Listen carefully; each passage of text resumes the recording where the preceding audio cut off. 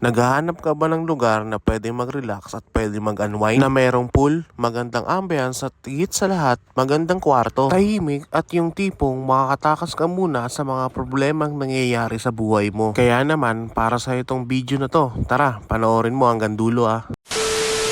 What's up mga kamoto bray? For today's video is nandito tayo ngayon sa Vista Gracia Bayview Cabin and Private Resort. Kaya tara, samahan nyo ako at mag-unwind tayo dito. Let's go! Ito nga pala ang itsura sa labas. Meron siyang dalawang gate at pwede kang mag-parking sa ibaba at pwede ka rin mag-parking doon sa itaas. At ito naman ang itsura kapag nakapasok ka na sa loob ng gate. At ito yung paligid at makikita mo dito yung ihawan area at meron ding kubo dyan guys. Pagdating nga naman dito ay makikita mo yung gilid ng cabin. Pwede kang maglagay ng tent dyan dahil sa magandang damo. Pagkadating nga naman dito sa may harapan ay ito na yung makikita mo, napakaganda ng overlooking, di ba? Nakaka-refresh at nakaka-relax tingnan at meron pang mini pool. Meron siya mga upuan sa gilid at meron din dun sa terrace at meron din dito sa may bandang kanan. Kaya meron kayong mga tambayan. At pagdating nga naman dito sa gilid ay makikita mo ulit yung kubo at syempre pwede kayong maglatag ng mga lamesa dyan. At dito nga naman ay mayroong lababo at sa kabila yung lutuan at yung dalawang pinto is yung CR. O di ba? Ang lupit dito kasi kumpleto na sa gamit at wala ka nang problemahin tulad ng mga kalan at iba pang gagamitan sa pagluluto. Tara guys, pasok tayo sa loob. Ito nga pala sa kaliwa is yung may TV, syempre yung parang sala set dyan at dito naman sa kanan is yung dining table. At meron nga sila ditong refrigerator at itong pinto naman is yung CR. Tara tingnan natin guys. O diba, napaka-premium ng CR. Kitang-kita mo, napakaganda at napakalinis. Parang ang nasa hotel. At dito naman guys yung parang kitchen. Ayan, meron din dining table dyan, diba, napaka-solid at dito naman ay may aircon. Kaya hindi ka na maiinitan at meron nga pala silang electric dito na panluto, rice cooker at syempre yung mga utensils, baso at syempre may lababo. At yung mga cabinet dito ay meron din mga laman, ayan, meron din coffee maker at dito sa kabila guys, good news dahil meron sila microwave oven na pwedeng pag-initan ng mga pagkain. O diba, napaka-solid dito guys. Ito yung labas. O, diba? Tapos nandun yung mga tropa, oh. Hey!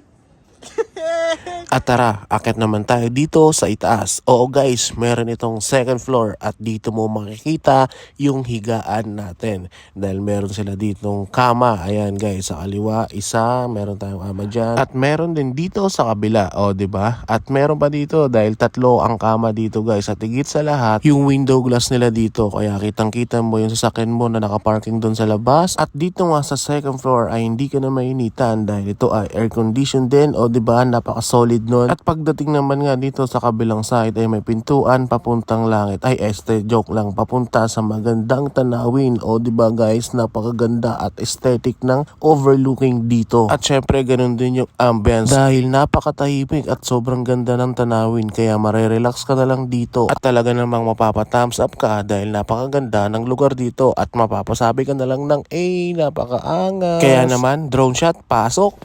Kada hakbang sa lupa'y para akong inaalon at nalulunod sa batikos ng mundo, sa kung ano lamang ang kaya ko.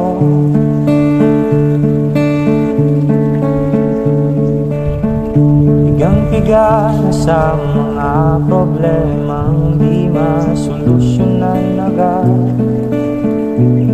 Parang wala nang bukas. Pwede bang umiwas?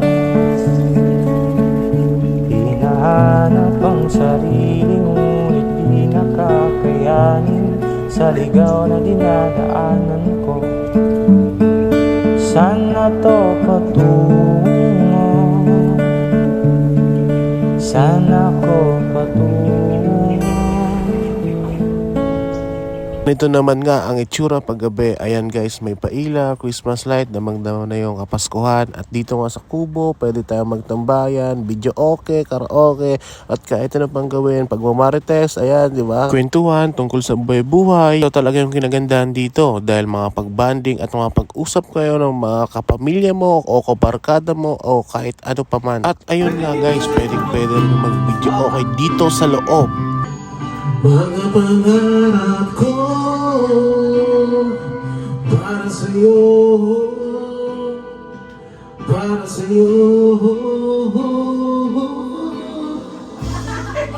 O di ba ang saya dahil kahit papano ay makakalimot ka sa problema at sa mga toxic na nangyayari sa buhay mo. At syempre pagkatapos ng video okay, it's dinner time at ipapakita ko sa inyo ang mga dala namin food trip at niluto namin dito dahil napakakompleto ng mga utensils at mga gamitan dito sa pagluto. Meron nga tayong buttered shrimp at meron ding pork chop, fried chicken na parang Jollibee, dinakdakan at meron ding chicken apritada at hindi mawawala ang mabisang sisig. O di ba ang sarap ng food trip? Kung tatanungin nyo guys yung presyo ng accommodation dito is murang-mura lang. Nagkakalaga ito ng 10,000, good for 10 packs at pwede ka pang magdag ng ibang tropa kapag kasama mo ang pamilya mo. At good news nga guys dahil wala ka nang problemahin sa mga gamit dito sa kusina, sa pagluluto at sa panligo. Kompleto sila dito guys. Kaya naman oras na para mag-chill dito sa mini jacuzzi o mini pool nila. Napaka-solid. Ang kinagandahan dito guys, ito ay may heater. Kaya hindi ka lalamigin dito. Kaya naman subukan na natin to. Let's go! Bakit sarap dito man?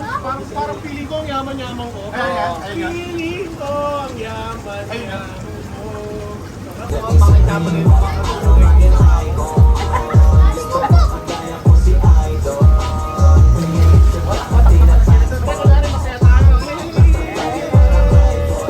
So ayun na nga mga Kamotopry at nakita nyo na kung gaano kaganda dito sa Vista Gracia. Kaya for more details and for more info, just visit their Facebook page, Vista Gracia. Maraming salamat sa panonood. Peace out and ride safe.